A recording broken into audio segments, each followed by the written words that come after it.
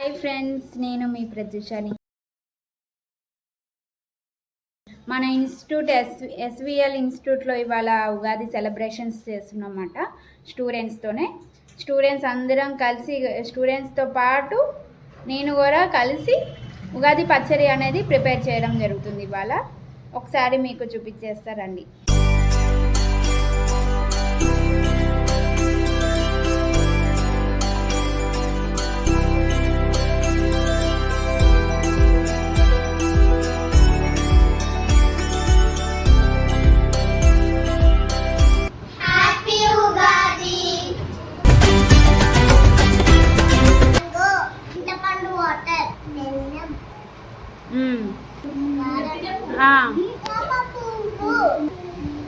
చింతపండు వాటర్, కారం, బెల్లం, వేప పువ్వు, మ్యాంగో.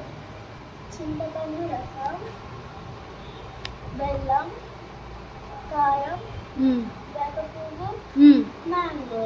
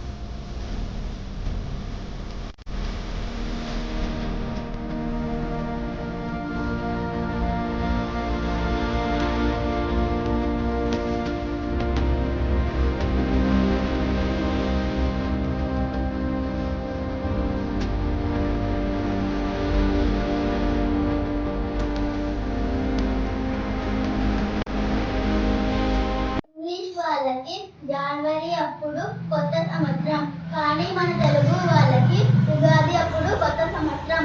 ఈ పండుగ నాడు దుర్గాదేవి రాక్షసుని సంహరించారు.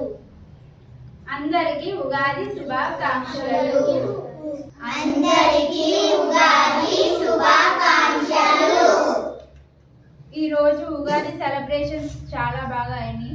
ఇన్స్టిట్యూట్లో స్టూడెంట్స్ అందరూ కూడా కోఆపరేట్ చేసి వాళ్ళ ఫెస్టివల్ అయినా సరే ఇన్స్టిట్యూట్కి వచ్చి అందరూ సెలబ్రేట్ చేసుకున్నారు అన్నమాట. ఉగాది సెలబ్రేషన్స్ అనేవి ఇంకా చిన్న పిల్లలు కూడా ఉన్నారు. చిన్న పిల్లలు కూడా వచ్చి ఇక్కడే సెలబ్రేషన్ చేసుకున్నారు. ఉగాది సెలబ్రేషన్స్ అనేవి ఇక్కడ ఒక్కొక్కరు ఒక్కొక్క ఐటమ్ తెచ్చి ప్రతి ఒక్కరు కూడా ఈ సెలబ్రేషన్స్లో పార్టిసిపేట్ చేయడం జరిగింది.